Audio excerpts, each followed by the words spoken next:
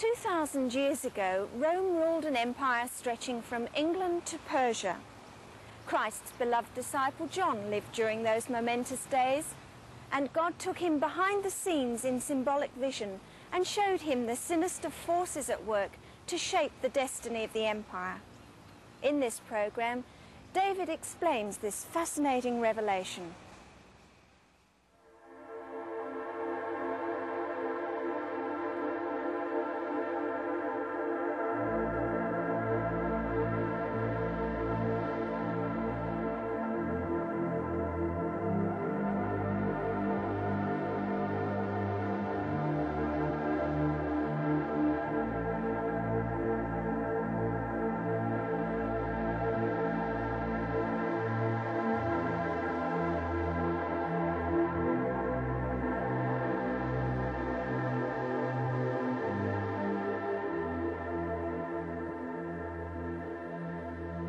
This is the Roman Forum, and this is at the very heart of the old Roman Empire.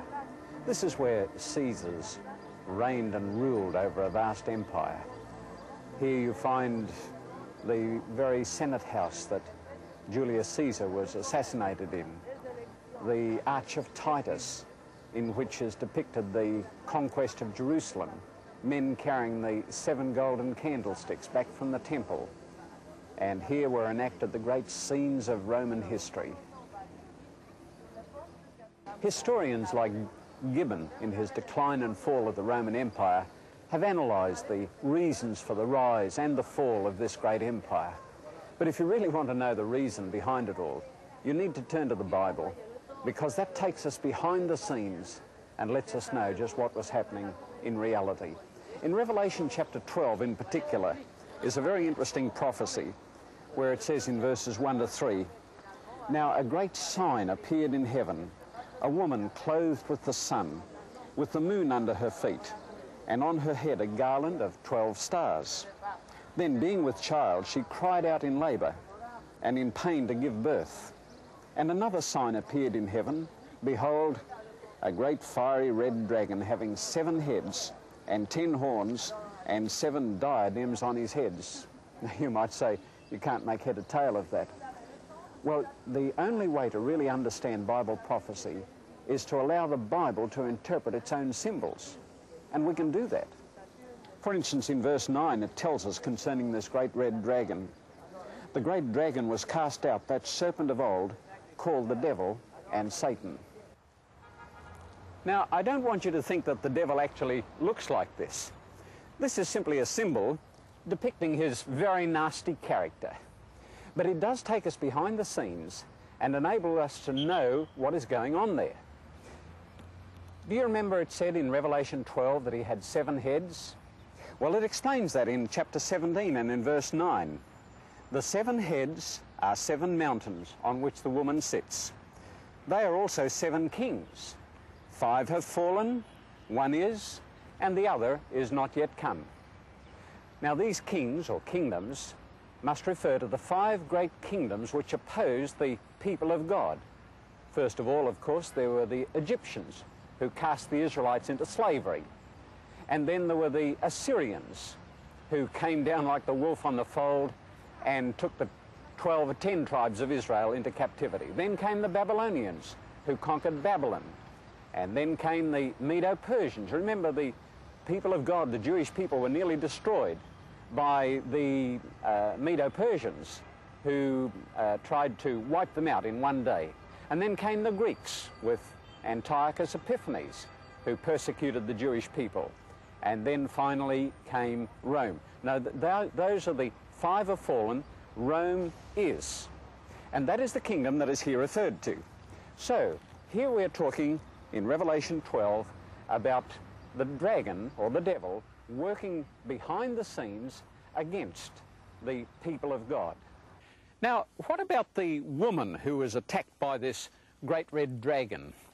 Well, in Bible prophecy, a woman represents a church, or the people of God generally. For instance, in 2 Corinthians chapter 11 and in verse 2, where Paul was writing to the Christian church at Corinth, he said, "For I am jealous for you with godly jealousy, For I have betrothed you to one husband, that I may present you as a chaste virgin to Christ.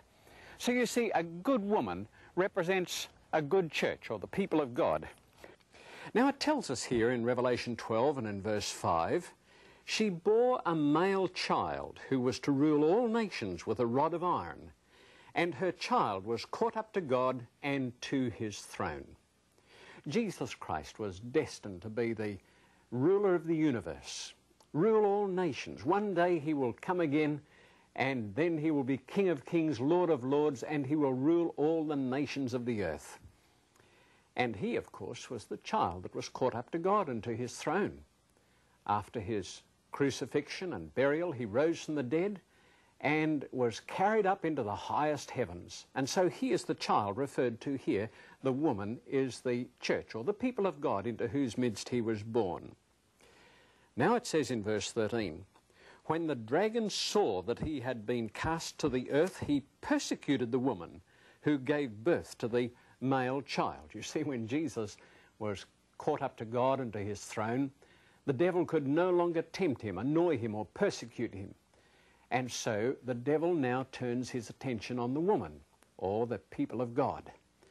And we're told in verse 6, then the woman fled into the wilderness, where she has a place prepared by God, that they should feed her there 1,260 days.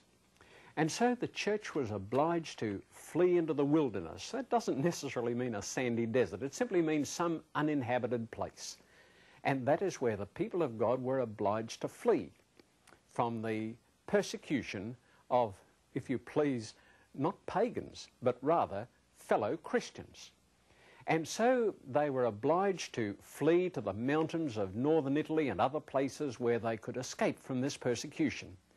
And the Bible says that they were to be in hiding there, in refuge, take refuge there for 1,260 days.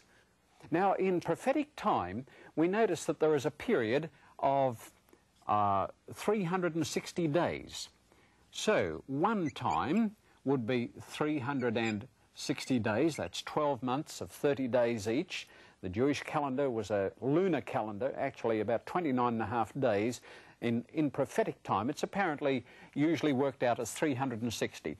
Times, or 2 times, would be 720 days, and half a time, here we are, half is what I should put there, and that would be half of 360 is 180. Add it all up, and we have a period of 1,260 days. Now, just in case you think I'm fixing the figures, it specifically tells us here in Revelation 12:6, the woman fled into the wilderness where she has a place prepared by God that they should feed her there 1,260 days. Now, in Ezekiel chapter 4 and in verse 6, we're told a day in prophecy represents a year. So here's a period of 1,260 years. It commenced when the papal power became a political stronghold. Now, you see, it always was a religious church. But in the year 538, the Emperor Justinian placed his armies at the disposal of the Pope of Rome to destroy 3 nations which had opposed the papal teaching. The Vandals in North Africa, and the Heruli in Switzerland, and the Ostrogoths in Italy, and they were liquidated by the Roman armies at the order of the Pope of Rome. So here's a period of 1,260 years. Adding this together, we come to 1798 AD. Now, incidentally, this is the same period referred to in Daniel chapter 7 concerning this same power, where it also speaks about a time, times, and the dividing of time. All right, now what happened in 1798? It was in that year that Napoleon Bonaparte sent his armies under General Berthier down to Rome. They occupied the Vatican, and took the Pope prisoner and exiled him to France, and he died there the following year. It looked as though the papal power was finished. Of course, we know it wasn't. And so here is a period of 1,260 years during which there were to be long centuries of terrible persecution against the true people of God. So the true Christians were to seek refuge in the wilderness, in the uninhabited places of the earth, in places where they could escape from their persecutors. And in particular, I think this refers to the people who lived in northern Italy, escaping from papal persecution. They were called the Waldenses, and they lived in what is known as the Waldensian Mountains. It's a rugged place, and a visit there certainly makes you feel that you're in the uninhabited places of the world. And here they sought refuge. They were sometimes hounded and were obliged to worship in caves and in valleys where nobody lived. And sometimes their persecutors did catch up with them, and then they mercilessly put them to death. But these courageous people witnessed for God. They were named after Peter Waldo, their leader, who dared to stand up against the might of Rome. And he left this very interesting monument, or rather this monument has been made to him, this statue of Peter Waldo up there in the Waldensian Mountains. And there is also a very interesting pillar. It's a natural pillar, actually, but down at the bottom there is a verse from the Bible. And it says there, it quotes actually from this very prophecy in Revelation chapter 12 and in verse 13, where it says, "And they overcame him by the blood of the Lamb and by the word of their testimony, and they did not love their lives to the death." There in verse 11 it tells us that they were willing to lay down their lives, and that's the inscription that is found at the bottom of this pillar. And so these Waldensian people faithfully witnessed for God. Now we are told here in Revelation 12 and verse 15, "The serpent spewed water out of his mouth like a flood after the woman." In Psalm 18 and verse 4 it speaks of floods of ungodly men. And these people were hounded by people who had a lot of so-called Christianity but not much really true heart religion. And they were out to kill these Waldenses. But it says that the earth helped the woman, and the earth opened its mouth and swallowed up the flood which the dragon had spewed out of his mouth time and again when they were obliged to flee. And their persecutors were hot on their heels. It just seems that the mists of the mountains rolled down and swallowed them up, just exactly as the Bible prophecy says. This building is known as the Castle of St. Angelo. It's a very old building, and at one stage it was occupied by the popes as a residence. It was a place where people were imprisoned for their faith, and there are tunnels underneath where their bodies were washed out into the Tiber when they died. Today it is a museum, and inside is some interesting relics from the era of persecution. I'm sure you've all heard of the Spanish Inquisition. Well, some of the torture methods that were used there were really quite sophisticated. For instance, in the Horniman Museum in London, where I am at the present time, there is this torture chair. Just have a look at it, will you? The victim was fastened in there. His head was fastened in that contraption there. This thing was screwed up to hold his mouth open, and there was a clip that was forced onto his nose. On the side are these screws which are screwed right into the ears, and you can imagine just what agony that would produce. These are just some of the tortures that were used during the Spanish Inquisition and other places of persecution during the period of the Dark Ages. Then came the great Protestant Reformation. Men like Martin Luther in Germany, John Wesley in England. In fact, just at the moment I'm standing in front of Wesley's church, and Wesley's statue here, underneath it is written, "The world is my parish." What a great man he was. And there was John Knox in Scotland, great men of God. But I think the Protestant Reformation needed to go further. You see, in the very last verse of this fascinating prophecy of Revelation chapter 12, bringing us right down to the end of time, it says, "And the dragon was enraged with the woman." Now that means that the devil was really angry with the church of God. "And he went to make war with the rest of her offspring," or the remnant of her offspring. Now that's right down at the end of time, the end of the church's experience. And we are told who these people are, who keep the commandments of God Now, they're distinguished by the fact that they keep the commandments of God. Well, the traditional Protestant church has always professed to keep the 10 commandments. But this is speaking about a church that not only professes to, but actually keeps, not some of them, not 9 of them, but the whole 10. And that would include the seventh-day Sabbath. And I consider that this must refer to the Seventh-day Adventist Church, which not only professes but actually observes all the commandments, including the seventh day. Now, the Adventist Church sprang up in the year 1844, and it observed the seventh-day Sabbath from then on. Seventh-day Adventists had small beginnings, but today they have a worldwide membership that extends everywhere. And they worship in churches, large churches like this, or little humble churches in countries and villages. They also operate in a very extensive educational and medical work all over the world. I am on the campus of Andrews University, which is an educational institution operated and owned by Seventh-day Adventists in Michigan in the United States of America. It's quite a large university, has over 3,000 students enrolled here, and they come from 80 different countries around the world or more, which means that it is one of the most cosmopolitan educational institutions in the United States of America. The courses offered here are not only on theology, but on the sciences, the arts, on education, business lines, you name it. There's a good educational program here. Not only do Seventh-day Adventists operate this university, there's some 80 colleges and universities around the world operated by Adventists, and some 800 secondary educational institutions and 4,000 primary educational schools. And that means that Seventh-day Adventists operate the most extensive educational system of any Protestant denomination in the world. I am standing in front of Sydney Adventist Hospital in Australia. This is one of more than 50 such well-equipped hospitals that are owned and operated by Seventh-day Adventists around the world. And this particular hospital is very well equipped.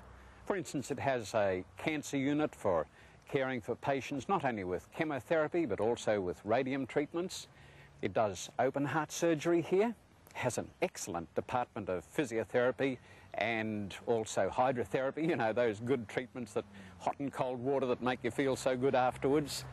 And there is also a blood transfusion facility here. Now, Jehovah's Witnesses don't believe in blood transfusions. Well, Seventh-day Adventists do. And often it's a lifesaver. Of course, the blood needs to be well screened and tested, but often it can save lives. And so this is a church that is doing things and going places. And after all, that's what we should expect, you know. Because in Revelation 14 and in verse 6, there is a latter-day prophecy that says, "I saw another angel fly in the midst of heaven, having the everlasting gospel to preach to them that dwell on the earth, and to every nation and kindred and tongue and people." Well, Seventh-day Adventists feel a responsibility to the whole world, and we feel that here is a prophecy symbolizing the work that we're doing. So it's a good church to belong to. The rise and growth of the Adventist Church in the world is one of the greatest miracles of modern mission. When the church first came into existence, there were a handful of believers. Now the Adventist Church is the most widespread single Protestant denomination in the whole world, solidly planted in over 190 countries in the world. What are the reasons for the particular spread and its success? Firstly, the people who are involved in the Adventist mission have a powerful vision.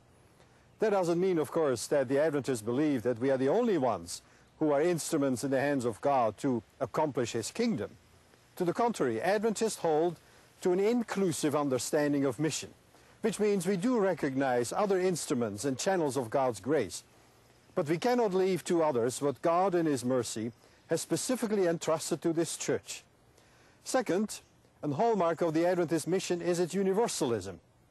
Not only have we penetrated now over 190 countries in the world, and is this beautiful message being proclaimed in over 700 languages in the world, but the message doesn't stop also at cultural boundaries or boundaries of politics. One of the most fascinating aspects of the Adventist mission is that we have churches planted in the communist world, the world behind the Iron Curtain, in the Buddhist world, in the Islamic world, in the big cities, in the rural areas, in Stone Age New Guinea still. And that universalism, of course, creates certain difficulties and tensions.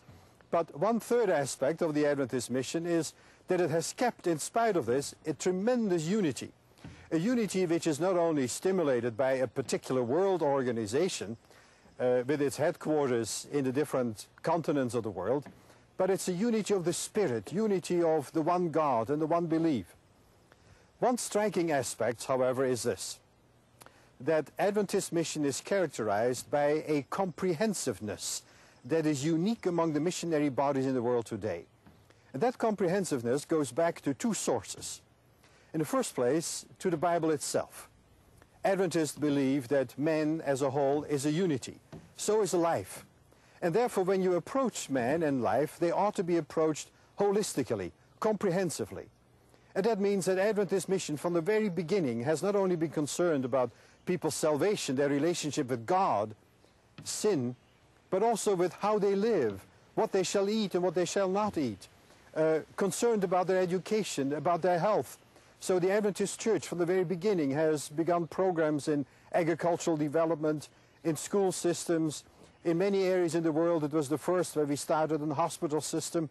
And the reason is, of course, this holistic view of man and life. Second is that it goes back to the founder of the Adventist mission, namely Mrs. Ellen G. White, who from the very beginning has always stressed that Adventist mission must be comprehensive. The result is not only that millions of people have found a new way of life, a new meaning in life, a new sense and direction in their life, conversion, salvation, with all the joy and the peace that it brings in a person's life, but also society at large has been strongly influenced by wherever the Adventist Church has planted its mission. In some areas in the world, for instance, laws became changed, even a constitution became changed as a result of the Adventist work. In other areas, a new work ethic, for instance, began to develop.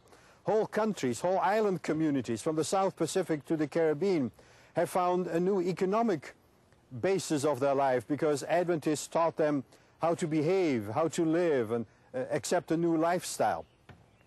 Adventists, wherever they worked, have influenced society in new agrarian and economic reforms.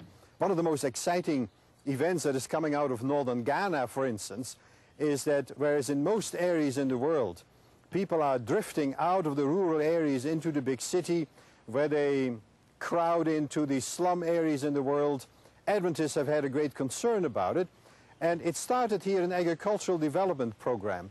The result was that instead of leaving the areas, the rural areas, as they did before, now the people stay there, they have found a new income there. The government of Ghana is so excited about it that they had made a study on the effects of this mission, and they discovered not only that people found a new joy and a new happiness in life, but in particular that people found a new economic existence in northern Ghana, which prevented thousands and thousands of people from flocking into the slum areas of the big cities like anywhere else in the world.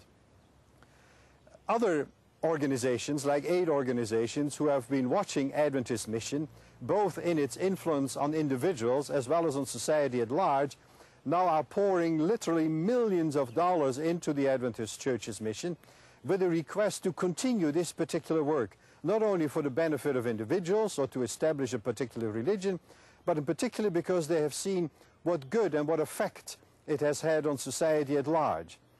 And one of the new developments in Adventist mission, therefore, is a movement which we call ADRA, Adventist Development and Relief Agency.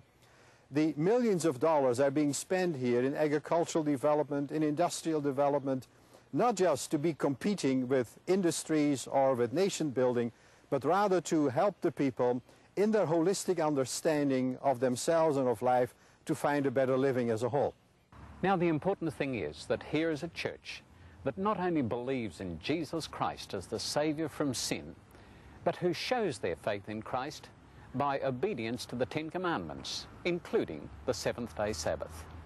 And that's the way it should be, you know, because in Revelation 14 and in verse 12, it says, "Here are they that keep the commandments of God and have the faith of Jesus. Wouldn't you like to be among those people that God points to and says, here they are. Here are those that keep the commandments of God and have the faith of Jesus. Now, there are some people who might say, well, yes, that'll be good, but, you know, it's a bit hard to change. A lot of sacrifice involved. I don't think there is, really. There's not a lot of sacrifice involved in following truth. But on this question of sacrifice, you know, while I was in Jerusalem, I purchased a crown of thorns. And the Bible tells us that when Jesus Christ was crucified, the soldiers plaited a crown of thorns and put it on his brow. I don't think they just sat it there, they crushed it down.